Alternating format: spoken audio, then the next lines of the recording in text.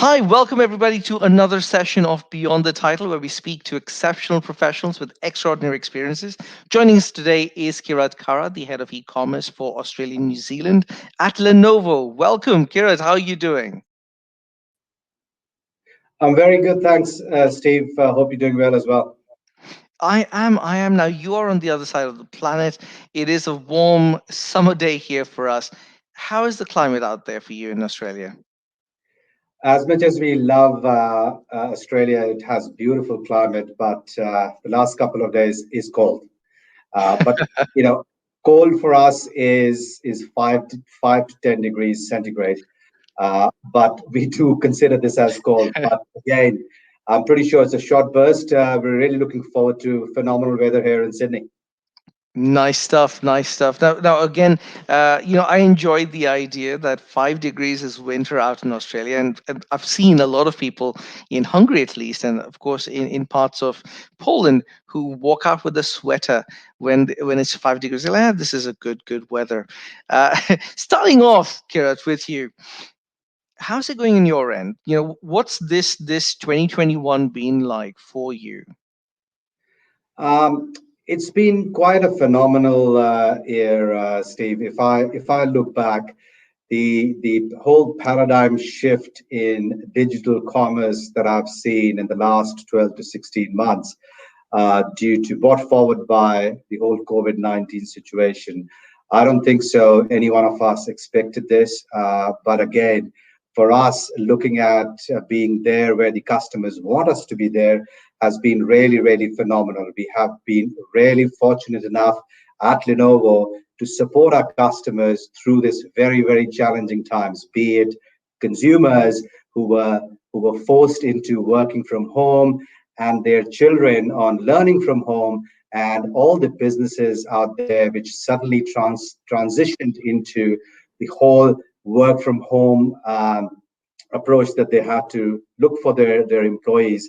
So it's been quite an humbling experience at Lenovo how we have supported all these companies, people, students, kids in this journey. So it's been a phenomenal last 12 to 14 months, but challenging, of course. And I just hope that everybody listening to me is safe, is and their families are safe. And I'm pretty sure if we stick around together, we will get over these very, very challenging times very soon. Knock on wood, as you say that, Kira. Thank you so much. By the way, I do have to appreciate the ability for companies like Lenovo, including Lenovo, of course, to be able to ship out their devices and products to the people who needed them, especially during the lockdowns. So I'm grateful for that. I know I needed one in the interim. I think it was around September, October last year when I picked up another laptop going, I need a change. So good stuff on you. Now, at Beyond the Title, we try to understand what are the motivations behind what people do and why they do it. So my question to you is, what is your ikigai? What is that reason you get out of bed every morning? So, very interesting question, Steve. A couple of things. When I started my career in digital commerce, which I'm not going to give up my age if I tell too long, but it's substantial amount of time, and I think what really got me really interested in this field is the amount of innovation and the speed of innovation that we can drive to service our customers. I think that is one critical element. What gets me out of the bed in the morning? I think it's the challenge, the speed at which our industry, specifically Lenovo and the industry that we operate in, plus the technology of delivering the services and the products that we offer to our end customers, the speed at which that is moving is absolutely phenomenal.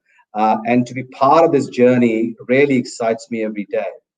I would be amiss to mention it's the second part is the people I work with, right? I've been very, very when I hire people, I don't look at what they've done in the past, what their experience has been. For me, the critical piece is what is the intent? What are these people capable of? And how do I unlock their potential? And I've been very lucky in the team that I lead, that I'm surrounded by a bunch of people who have joined Lenovo and joined my team to drive that unlocking of their potential. They are eager to do Yes. more. And having surrounded by this team is really phenomenal and really energizes me every morning. And lastly, I think, as a company, we are very focused on servicing our customers. Every decision we make, be it from a portfolio selection, be it from how do we deliver end-to-end product availability and service to our customers, is really really important. So, obviously, I work in a commercial organization where P&L is important, but as a company and as myself, I really look at myself and my team as an enabler of digital technology as we move forward into this era. And I think the critical piece is, yes, we do make and sell laptops and data center products which enable this whole digital transformation.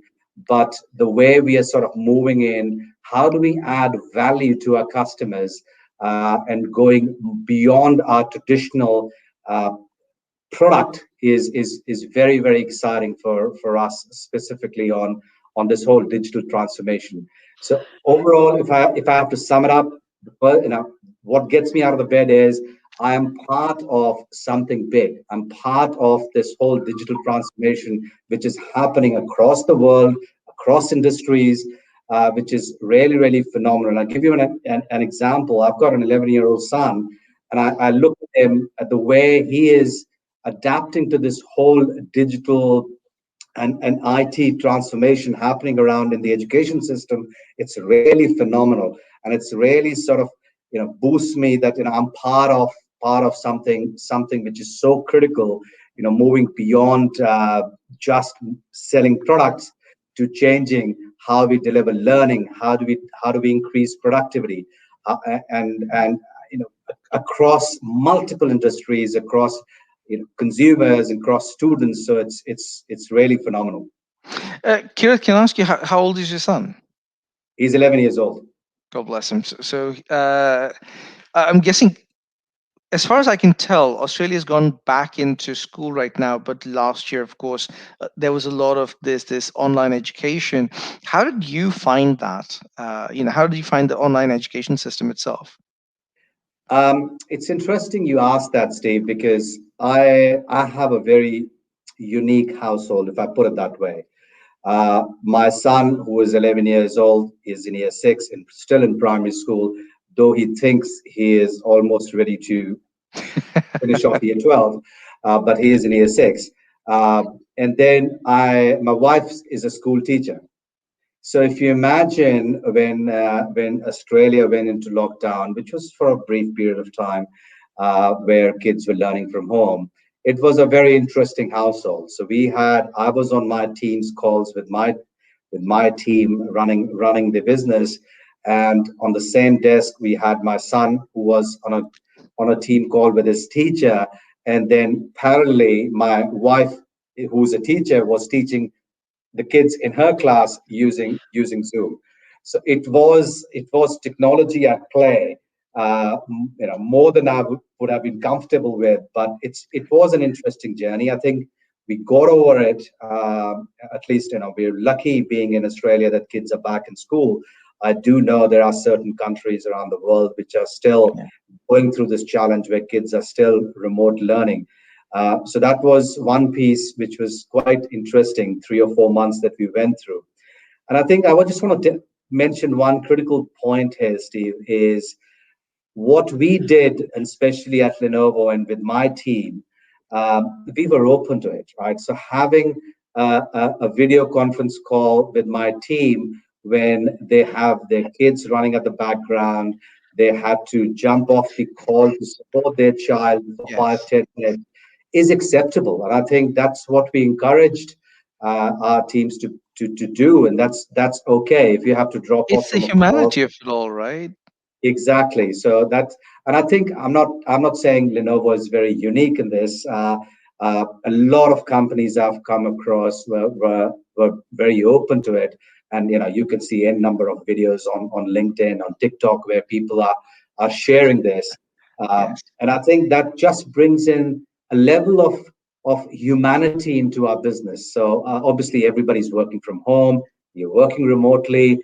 There are challenges, there are benefits to it, but laying a lens of humanity on this just adds in that true sort of leadership that companies or leaders need to bring in today. Is this is the new normal, let's accept it. And I think the view of that there is going to be a productivity impact because of working from home didn't really happen. I think productivity's gone up, to be honest. At least that's what I see. So yeah, overall been an interesting ride, but I think I would put it as this is the new normal. I love that you say this as well, because what I also found as we were interviewing so many executives during this time, as they were talking about how they were leading their teams, how they were allowing their teams to own and have owners over the projects that they were running, I think it gave a lot of responsibility to the team, and they started wanting to overperform, if not just perform, which has been an amazing, report to also see, as many of these Accentures and KPMGs of the world are putting it out there. Absolutely. And I think one of the key things that I've always, in my sort of thought process, has been how do I empower the teams that work for me? And empowerment is a very sometimes very loosely used term, but I fundamentally believe in it. If I've hired people to do something which they are good at, I need to empower them. And if I have to get them into an office and overlook what they're doing, then that's not empowerment, right? So if I need to have that ability to trust the people. I think I just finished reading a very interesting book called Humanocracy by Gary Hamel, who actually, incidentally, was one of my professors when I was at the business school. Phenomenal insight into how companies should operate and empower their employees and get this innovation happening bottoms up. And I think this whole work from home transition uh, has not had a negative impact. I would say it has a positive impact in the way the people feel empowered to do what they need to do. Obviously, we need to have some sort of checks and balances and Of and, course. and family calls to sort of understand where we are. But and as I said, this is the new normal, and we at Lenovo and me personally, I'm embracing this. It's funny you mentioned Gary Hamel. I had the unique opportunity of having him as one of our keynote speakers, our closing keynote speaker, in 2016, I think it was, at one of my previous companies. And his speech, his keynote thought process, and it was on leadership. It was on how you unlock the potential of your teammates, was not just original, but it was so compelling that, for years after that, I've actually, followed him over the years. I've followed a lot of his talks, followed a lot of what he's been talking about. And I think I completely understand when you say, if you are hiring a team, if you are hiring them for a particular process, you haven't hired them to be babysat, for or through these processes. They are independent enough and they are good enough, which is why you've hired them to do their job, and of course be part of this lovely team that you've built. No, thank you for sharing that, Kirat. Um, because you're from a tech company, and I'm always going to ask this question to someone, and I'm hoping you're going to answer in a particular way. If life were a movie, and because you speak about technology so much, what character would you like to play, and where would you like to see tech? Or what role would you like to see tech playing in this movie? Uh, Interesting question. I would probably go Back to the Future as a Nice. movie. And I think a lot of people don't realize that the speed at which the tech is moving, it's very, very difficult to comprehend. We've seen examples coming up in our day to day. We've seen retail stores opening which doesn't have any staff, as an example. We've got a plethora of companies working on IoT as an example. So I think when I see tech as a movie, if you go ahead into sort of 10 years from now, what would our life be? Now, if I put in a lens when I look at my son, um, would there be notebooks and pens that the people will be writing, True. or is it everything going to become based on PCs and tablets, etc.? And I think we have a moral duty to make sure that that doesn't happen. We have some core values that we still maintain. Even though I work in a tech company, I would love for that to happen. But I'm also a dad of a 6-year-old. So 10 years from now, it's going to be. We just need to make sure that we hold certain things that we currently do close to our heart and make sure that remains. In terms of the view the tech will play, I think if I look at 10 years is a very long horizon. I know Back to the Future was a bit more longer, but even if I look at the next 5 years, and I think the best way to compare, Steve, is look at where we were 5 years ago and where we are today, right? So True. the speed at which the tech has moved, the processing speed that we have in our machines, in our mobile devices, in our tablets, it is phenomenal. So 5 years from now, I think tech will be a more integral part of our day-to-day life.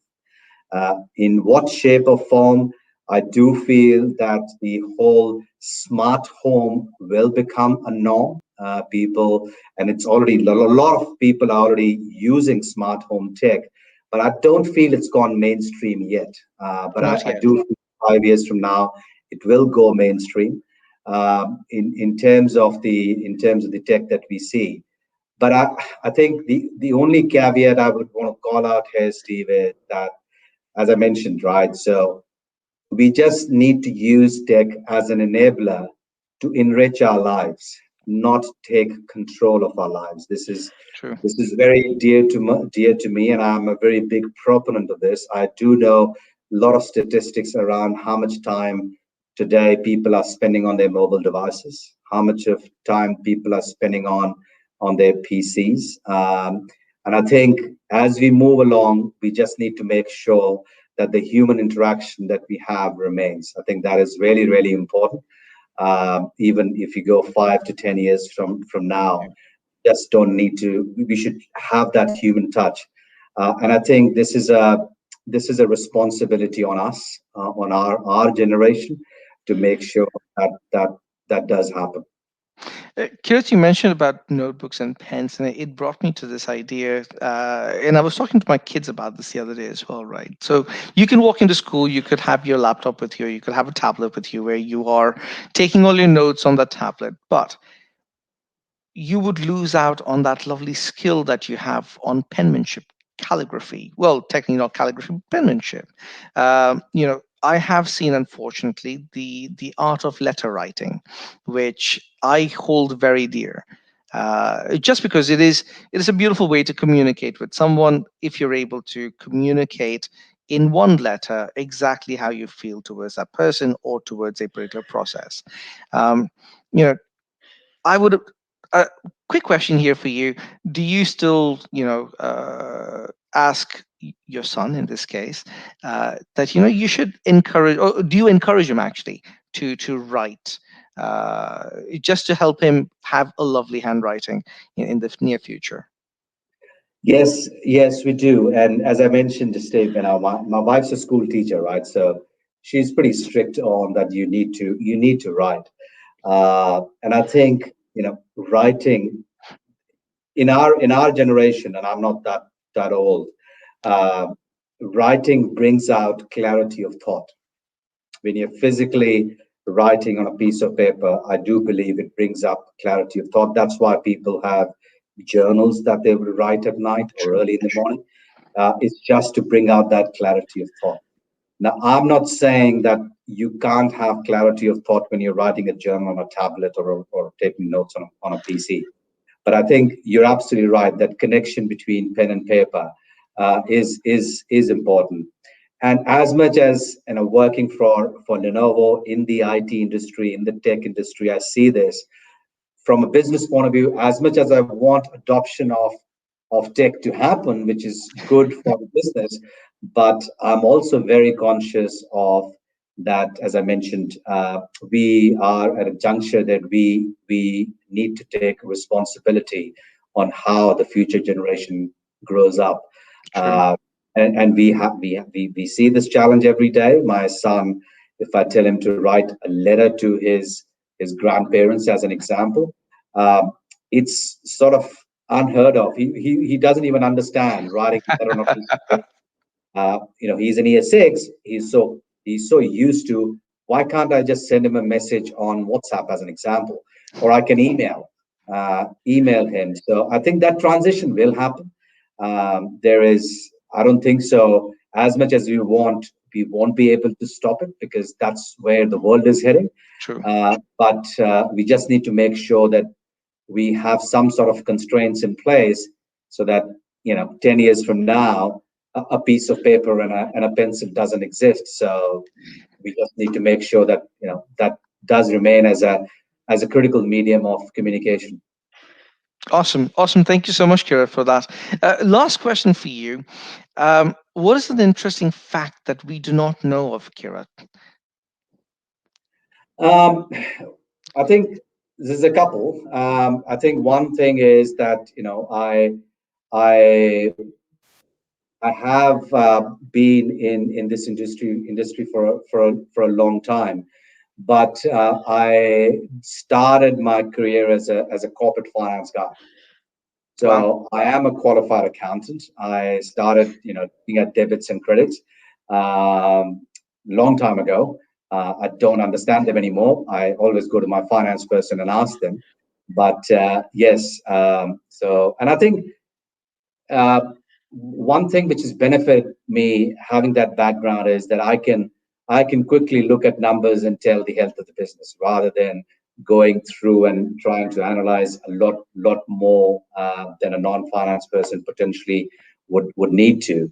And I think from a career point of view, as you move up in career, you need to not be an expert on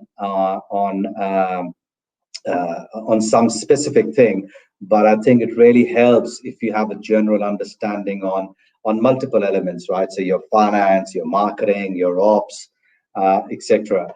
So that really helps. Wow, amazing, and thank you so much, Kira, for sharing that with us. Now I know everyone who's heard this, at least in your team, are going to come over to you and say, "Hey, can you help me with my taxes, or can you help me, get my finances in order?" I'm a qualified accountant, right? So legally I can do tax returns, but I'm not pretty good at it because I don't even do my own returns. So I don't think so. You've got people for that now. Awesome, Kira. It was amazing speaking with you. Thank you so much for joining us. Thank you so much, Steve. It was a pleasure. Awesome. Hey guys, for everyone who's watching us, we are back here every Thursdays. Well, every second Thursday, 10 a.m. CET, 4 p.m. SGT. Join us if you want to be part of Beyond the Title. Just drop us an email, a LinkedIn message, or drop us a comment on YouTube. Our channel moderators will be reaching out to you shortly after that. Speak to you soon. Stay safe, stay healthy, guys.